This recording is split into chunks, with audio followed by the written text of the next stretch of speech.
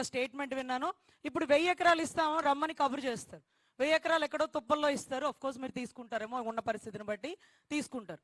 So ఇప్పుడు ఆ 1000 ఎకరాలు ఇచ్చాక మన దరిద్రం బాగోకో లేకపోతే మావిగన్ను సక్సెస్ అయ్యో 29కి మళ్ళీ గౌరవ్ జగన్ రెడ్డి గారు వచ్చారనుకోండి, మళ్ళీ ఆయన గన్ పట్టుకొని మావిగన్ అంటారు. అప్పుడు ఈ రాజధాని రైతులు పాపం భూములు ఇచ్చి ధర్నాల్లో గత 5 ఏళ్లు కూర్చున్న వాళ్ళు, మీరు వాళ్ళ వైపు ఖచ్చితంగా మాట్లాడాలా. ఎందుకంటే మీరు 1000 ఎకరాలు తీసుకున్నారు, వాళ్ళతో పాటు మీరు కూడా ఒక బాధితులు, మీ బీసీవై పార్టీ కూడా ఒక టెంట్ వేసుకోవాలి. సో ఇప్పుడు అంటే మీకు ఇందాక ఆయన అడిగినప్పుడు మీ పరిధి ఎంత అంటున్నారు. అదేంటది, ఏ పార్టీ వస్తే వాళ్ళు రాజధాని 3 కాదు 30, అది కాదు ఇది కాదు అదని ఎవరిష్టం వచ్చినట్టు వాళ్ళు మార్చుకోవడానికి, అదేమీ హెరిటేజ్ కాదు, సాక్షి పేపర్ కాదు, లేకపోతే సినిమా కాదు, అంటే వాళ్ళకి ఇష్టం నచ్చినట్టు చేసుకోవడానికి. అంటే ప్రజల అభిప్రాయం అనేది లేదా, ఒక ఫిక్స్డ్ అనేది ఉండదా? అది కూడా గ్రామాలు డెవలప్ అవడానికి 50 ఏళ్ళు పడుతుందని వారి కేంద్ర శాఖ మంత్రి చెప్తారు. ఇప్పుడు మీరు మావిగన్ కి సపోర్ట్ చేయనక్కర్లేదు, అమరావతికి సపోర్ట్ చేయనక్కర్లేదు.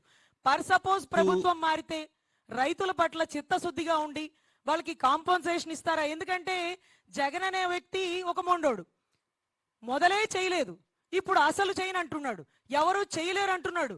సో ఖచ్చితంగా చేయడు. అప్పుడు ఈ రాజధాని రైతుల పరిస్థితి ఏంటి? హైకోర్టు, సెక్రటేరియట్, సచివాలయం, ఈ మూడే. అప్పుడు 2014-19లో మూడే, 24-29లో మూడే. అప్పుడు తాత్కాలికం, ఇప్పుడు పర్మనెంట్. అప్పుడు ఎంత కోట్లే ఖర్చు అయిందో 8000 కోట్లు అని చెప్తున్నారు. ఇప్పుడు ఇంకా 1000 కోట్లు అంటూ పార్లమెంట్ లో చెప్పారు. ఆ మూడు ఈ మూడు తారుమారు తక్కరమారు, ఈ మూడే జరుగుతున్నాయి. ఈ మూడు తప్ప ఏమీ రాకపోతే అంటే ఒక టీసీఎస్ కంపెనీ, ఒక ఇన్ఫోసిస్ కంపెనీ, ఇవన్నీ కూడా రావాలి కదా. అంటే అనకాపల్లిలో నిన్న వైజాగ్ స్టీల్ ప్లాంట్ కి సంబంధించి ధీటుగా గౌరవ్ లోకేష్ గారు ఒక జూమ్ కాల్లో ఒక స్టీల్ ప్లాంట్ తెచ్చేసినారు. అదే అనకాపల్లిలో ఆక్సిజన్ అందక, కరెంటు లేక ఒక పసిబిడ్డ చనిపోయింది. మరి స్టీల్ ప్లాంట్లన్నిటికీ కరెంట్ సప్లై అవుతుంటే, అంటే కరెంట్ కన్స్యూమేటివ్ ఎక్కువ అయిపోతుంటే అక్కడ సాధారణ ప్రజానికానికి ఎలా? జూమ్ కాల్తో ఆయన కంపెనీలు తెచ్చారు. అఫ్ కోర్స్ వారు ఆపలేరు అనుకోండి జూమ్ కాల్లో. సో జూమ్ కాల్లో తెచ్చినటువంటి కంపెనీలు కానీ అదే కంపెనీ కొంచెం కష్టపడి జూమ్ ఇంకొంచెం ఎక్కువసేపు చేస్తే ఆ కంపెనీ ఏదో అమరావతికి వస్తే బాగుండు కదా. అంటే ఆ కంపెనీ కోసం జనాలు వచ్చేస్తారు, పాపులేషన్ వస్తుంది. ఫర్ సపోజ్ జడ్జి క్వార్టర్స్ కట్టారు, వాళ్ళకి బందోబస్తు ఉంటుంది. ఎమ్మెల్యే క్వార్టర్స్ కట్టాడు, వాళ్ళకి సెక్యూరిటీ వాళ్ళు ఉంటారు. మీరు ఫ్లాట్లు ఇచ్చేసినారు, తీసేసుకోండి ఫ్లాట్లు అంటున్నారు. ఆ ఫ్లాట్లకి రోడ్లు, వాటర్లు, లేకపోతే సినిమా హాళ్ళు. మొన్న ఒక రోజు కానిస్టేబుల్ చనిపోయారు, పాము కరిసి కాదు, సరైన టైంకి ట్రీట్మెంట్ లేక. ఒక మల్టీ స్పెషాలిటీ హాస్పిటల్ లేదు, ఒక సినిమా థియేటర్ లేదు. హైకోర్టులో ఒక అడ్వకేట్ గారికి ఒళ్ళంతా చెమటపడి హార్ట్ స్ట్రోక్ వస్తే మేము ఎక్కడికి తీసుకెళ్ళాలి? దగ్గరలో, ఇక్కడ దగ్గరే ఉండదండి, ఏదైనా లాంగే, ఉంటే హాస్పిటల్ దాకా, లేకపోతే మీ ఊరికి తీసుకుపోవడమే అనే పరిస్థితికి మేము విజయవాడ తీసుకొస్తే విజయవాడ ట్రాఫిక్, విపరీతమైన ట్రాఫిక్. ఇక మణిపాల్ తప్ప మాకు వేరే సోర్స్ లేకపోయింది. మణిపాల్ కాకుండా అంతకు ధీటుగా ఒక హాస్పిటల్ పెట్టలేదు. రాజధాని కట్టే ముందు మౌలిక సదుపాయాలు ఉండేటటువంటి హాస్పిటల్స్, సినిమా థియేటర్లు, రిలయన్స్ మార్ట్లు ఇవి పెడితే బాగుంటుందేమో. అందుకని పాపులేషన్ తెచ్చేస్తానంటారు. ఇప్పటికీ ఉన్నారు 29 గ్రామాల రైతులు ఉన్నారు. కానీ మీరు డోర్ కొట్టి చూడండి, ఒక్కళ్ళు ఉండరు. అందరూ హైదరాబాద్ ఉంటారు, విజయవాడ ఉంటారు, గుంటూరు ఉంటారు.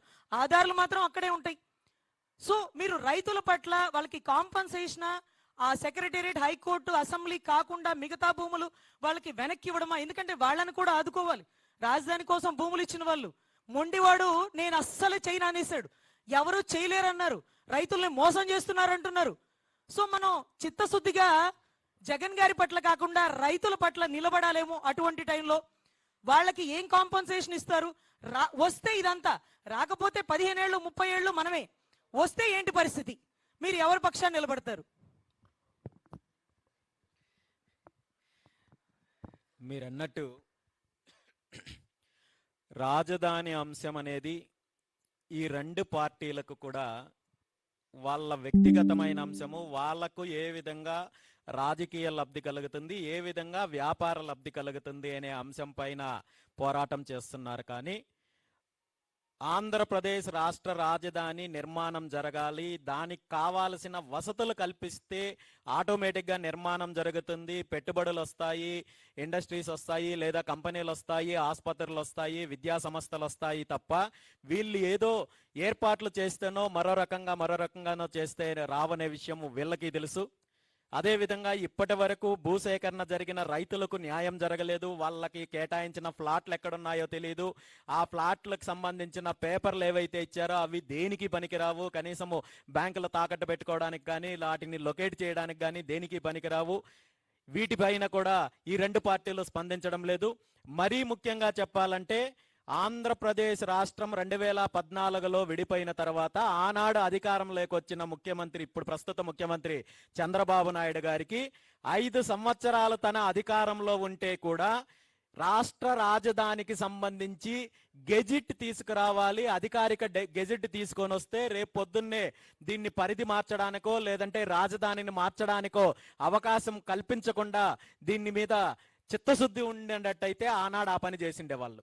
ఆ రోజు ఇప్పుడు ప్రస్తుత ముఖ్యమంత్రి చంద్రబాబు నాయుడు గారు 2014 నుండి 19 వరకు కేంద్ర ప్రభుత్వంలో భాగస్వామిగా ఉంటూ రాజధానికి సంబంధించి ఇంత కీలకమైన అంశం రాజధానిని నోటిఫై చేస్తూ గెజిట్ విడుదల చేయించుకోవడంలో పూర్తిగా విఫలమయ్యారనే దానికంటే కూడా ఒక కుట్ర ప్రకారము గెజిట్ లేకుండా వ్యాపారం చేయడం కోసము 5 సంవత్సరాల కాలయాపన చేశారు. కాబట్టి 2019లో అధికారంలోకి వచ్చిన ఎవరైతే జగన్మోహన్ రెడ్డి గారు ఉన్నారో ఆయనకి 3 రాజధానులు అని చెప్పే అవకాశము చంద్రబాబు నాయుడు గారు కల్పించారు.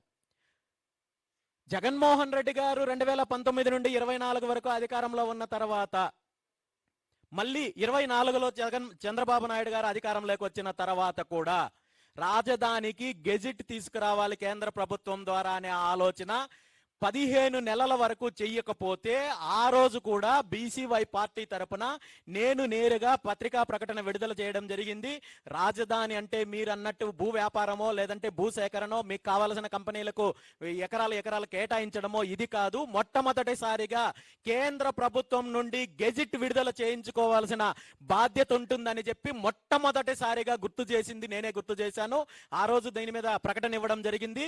నేను ప్రకటన ఇచ్చేంత వరకు ముఖ్యమంత్రి చంద్రబాబు నాయుడు గారు కానీ నారా లోకేష్ గారు కానీ వాళ్ళ మంత్రివర్గం కానీ కేంద్ర మంత్రులు కానీ ఏ ఒక్కరూ మాట్లాడలేదు. దాని మీద కనీసము ప్రస్తావన కూడా తీసుకురాలేదు. నేను ప్రకటన ఇచ్చిన 10 రోజుల తర్వాత కేంద్ర మంత్రి పెమ్మసాని గారు రాజధాని విషయంలో మేము కేంద్ర ప్రభుత్వాన్ని సంప్రదిస్తున్నాము, మేము విజ్ఞప్తి చేస్తున్నామని చెప్పి తీసుకొచ్చి చివరికి మొన్న వారం రోజుల క్రితము గెజిట్ తీసుకొని వచ్చే ప్రయత్నం చేశారు. దీని మీద తెలియకపోవడమో లేదంటే చంద్రబాబు నాయుడు గారికి అవగాహన లేక మాత్రమో కాదు. ఎందుకంటే ఆయన 40 ఇయర్స్ ఇండస్ట్రీ కాబట్టి పూర్తి స్థాయిలో ఆయనకు అవగాహన ఉంటుంది. అయినప్పటికీ కూడా రాజధాని పైన కావచ్చు, రైతుల పైన కావచ్చు చిత్తశుద్ధి లేకుండా ప్రవర్తించారు కాబట్టి ఈరోజు ఈ దుస్థితి వచ్చింది. భవిష్యత్తులో మీరన్నట్టు ఖచ్చితంగా రాజధానికి సంబంధించిన రైతుల అంశంలో కావచ్చు ప్రతి విషయంలో కూడా బీసీవై పార్టీ పోరాటం చేస్తుంది. రాజధాని అంటే ఇది కేవలం ఒక కుటుంబానికో లేదా ఒక పార్టీకో లేదా ఒక సామాజిక వర్గానికి సంబంధించింది కాదు. ఇది రాష్ట్రానికి సంబంధించింది, రాష్ట్ర ప్రజలకు సంబంధించింది. అందులో ప్రతి ఒక్క సామాజిక వర్గము ప్రతి ఒక్కరి భాగస్వామ్యం ఉండాలనేదే బీసీవై పార్టీ విధానం అమ్మ. Thank you.